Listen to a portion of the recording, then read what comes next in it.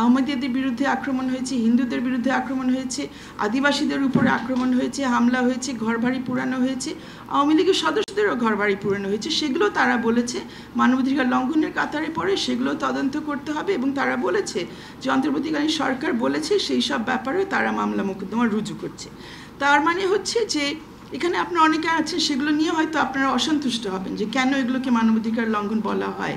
এখন এই হলো আমাদের সামনে চ্যালেঞ্জ। আমরা যদি নতুন পরিস্থিতি আসলে দাঁড় করাতে চাই, সেখানে যদি একটা ভূমিকা রাখতে চাই, তাহলে পুরনো এই জায়গা থেকে আমাদের সরে আসতে হবে যে আমার রাজনৈতিক প্রতিদ্বন্দ্বী বা ইভেন যে মানবতা বিরোধী অপরাধ করেছে, আমি যদি বলি যে তাকে আমি ঝুলাই দিব, এটা কিন্তু আগের আমলের ঘটনা। হ্যাঁ, আমার অনেক ক্ষোভ, আমার অনেক ক্রোধ, অনেক কিছু বোঝা যায় যে কেন এই ধরনের অনুভূতি থাকবে। কিন্তু আন্তর্জাতিক আইন এবং মানবাধিকার আইন অনুসরণ করে যদি আমরা এগোতে চাই, যদি নতুন একটা অধ্যায় সত্যিকারে আমরা খুলতে চাই, তাহলে আমাদেরও কিন্তু প্রশ্ন করতে হবে যে আমরা ওইভাবে চলতে চাই কি না। মুক্তিযুদ্ধের সময় যে গণহত্যা হয়েছিল সেটার বিচার কিন্তু এই যে প্রায় 60 বছর হতে যাচ্ছে, এখন পর্যন্ত ঠিক মতো হয়নি আমরা বলতে পারি।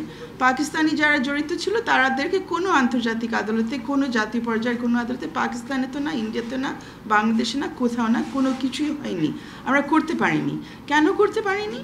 সবাই অনেক কারণ আছে, কিন্তু একটা বড় কারণ আছে, আমরা আলটিমেটলি রাষ্ট্র হিসেবে রাজি হই নাই যে আমরা মানবাধিকার আইন অনুযায়ী, আন্তর্জাতিক আইন অনুযায়ী যেগুলো কেউ কোনো প্রশ্ন কোনোভাবে করতে পারবে না সেই সব প্রক্রিয়া অনুসরণ করে আমরা বিচারটা করব। রাজনা কিছুক্ষণ আগে সেই কথাগুলো বললেন।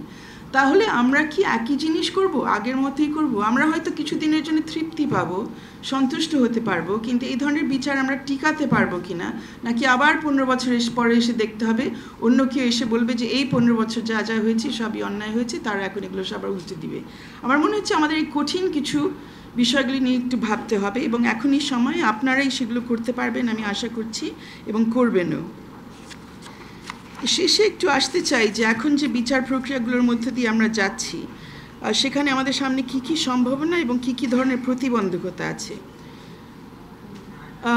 জাতীয় পর্যায়ে আইসিটি নিয়ে কথা বলবো না, সেখানে বিভিন্ন ধরনের মামলা মোকদ্দমা আছে, কিন্তু সেখানে একটাই কথা বলতে চাই যে এই প্রক্রিয়াটা যতদূর সম্ভব, এখানেও আপনার এই বিষয়গুলো জাতিসংঘের প্রতিবেদনে পাবেন।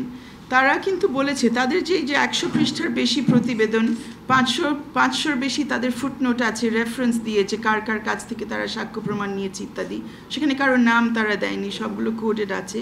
তারা বলেছে এই সব তথ্য যেগুলো তারা অনুসন্ধান করেছে, তারা সেগুলো আমাদের বিচার ব্যবস্থা, ইভেন আইসিটির কাছে তারা দিতে রাজি আছে যদি সেই প্রক্রিয়াটা স্বচ্ছ হয়, তাহলে তারা দিবে। এবং স্বচ্ছ কিভাবে হবে সেটা রাজনা কিছুটা বুঝিয়েছেন, যেগুলো আন্তর্জাতিক আইনের সাথে সামঞ্জস্যপূর্ণ। এবং সেখানে এই বিশাল প্রশ্নটা চলে আসছে, মৃত্যুদণ্ডের ব্যবস্থা ওখানে থাকলে তারা কোঅপারেট করতে পারবে না। তাহলে আমাদের সামনে বড় প্রশ্ন, অ্যাগেন উইথ শ্রদ্ধা সহকারে আখতার হোসেনকে একটু ইঙ্গিত করে বলতে চাই, উনি বলছেন যে বাংলাদেশের মানুষ মৃত্যুদণ্ড চায় এই বিচারের জন্যে। আমি আসলে জানি না বাংলাদেশের মানুষ চায় কি চায় না, আমরা ওটা ওভাবে কোনো একটা গণভোট কোনো দিন নিইনি, হয়তো বা চাই। কিন্তু বাংলাদেশের মানুষের এটাও ভাবতে হবে যে ঠিক আছে আমরা চাই, ফাঁসি দিতে চাই যদি বলেন আপনারা, তাহলে আগে থেকে ধরে নেন যে সেই সহযোগিতা পাবেন না।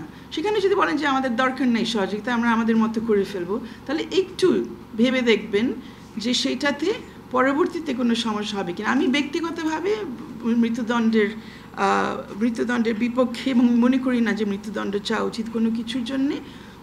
এবং আমার কাছে এটাও মনে হচ্ছে যে আমাদের এগুলো অন্তত এখন কথা বলার সুযোগ আছে, অ্যাটলিস্ট আমরা কথা বলি, অ্যাটলিস্ট এই আশাটা রাখতে পারি এই কথা বলার জন্য আপনারা এখন সবাই চড়াও হয়ে যাবেন না, আপনারা অন্তত বিপক্ষে যেটা বলতে চান সেটা আগে বলবেন, হয়তো চড়াও হবেন, আশা করি না, অতটুকু আস্থা রাখা যাচ্ছে।